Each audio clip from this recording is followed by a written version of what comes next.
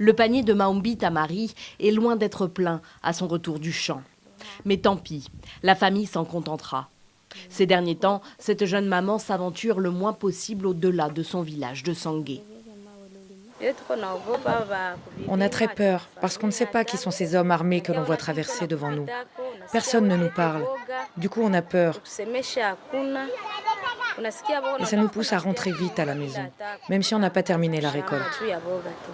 Beaucoup d'habitants du territoire d'Ouvira, au sud Kivu, racontent avoir vu des hommes en armes et en uniforme ces dernières semaines.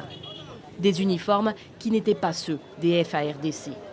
La peur a vite gagné la population. Le grand marché de Sangué ferme plus tôt que d'habitude désormais. La situation n'est pas bonne ces derniers temps. On est obligé d'arrêter plus tôt et de rentrer car on nous vole nos marchandises. Aucun commerçant ne souhaite se retrouver dehors la nuit tombée. Des médias locaux et étrangers rapportent que des militaires burundais ont été vus dans la région dès le mois de décembre. Des centaines d'hommes, selon différentes sources. Ils chercheraient à gagner les moyens et hauts plateaux d'Ouvira qui servent de base arrière à la rébellion burundaise des Red Tabara. Selon ce représentant de la société civile, la situation est particulièrement explosive car les soldats burundais s'appuieraient sur d'autres groupes armés implantés localement.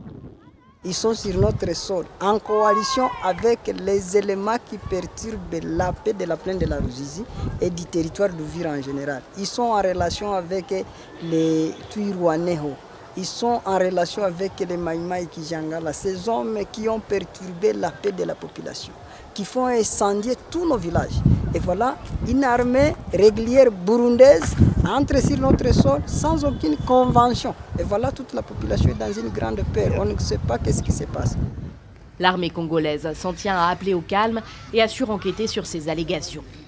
Je ne peux pas confirmer que ce sont des militaires burundais. Mais tout ce que nous pouvons dire pour le moment, ce sont des groupes armés venant de différents pays étrangers qui sont en train de traverser clandestinement les frontières congolaises et qui sont en train de rejoindre les groupes armés nationaux, donc les groupes armés congolais. Même son de cloche officiellement côté burundais. Le porte-parole de l'armée s'est exprimé la semaine dernière dans l'hebdomadaire Iwachu. Il s'est voulu ferme. Ce n'est pas vrai. Il n'y a pas de militaires burundais en RDC. L'armée burundaise n'opère pas en RDC. Elle ne couvre que le territoire national. Aucun militaire ne peut oser aller intervenir dans un autre pays sans qu'il y ait une convention entre les deux pays. Et pourtant, à quelques pas de la rivière Ruzizi qui sert de frontière avec la RDC, certains paysans burundais ont le sentiment que leurs autorités leur mentent. Avant, il y avait beaucoup de militaires dans la région qui patrouillaient. Mais là, ils sont moins nombreux, comme s'ils étaient partis en mission. Et nous entendons des bruits de tirs qui viennent de l'autre côté de la RDC. Nous, on y croit à ces informations selon lesquelles des militaires burundais seraient au Congo. Il y a des déplacements de troupes la nuit. Le sujet est encore plus sensible au Burundi. Les Red Tabara sont considérés comme le plus actif des groupes armés burundais. Ils seraient à l'origine de plusieurs attaques dans le pays depuis 2015 et ont revendiqué avoir tiré plusieurs obus en septembre dernier sur l'aéroport de Bujumbura sans faire de dégâts.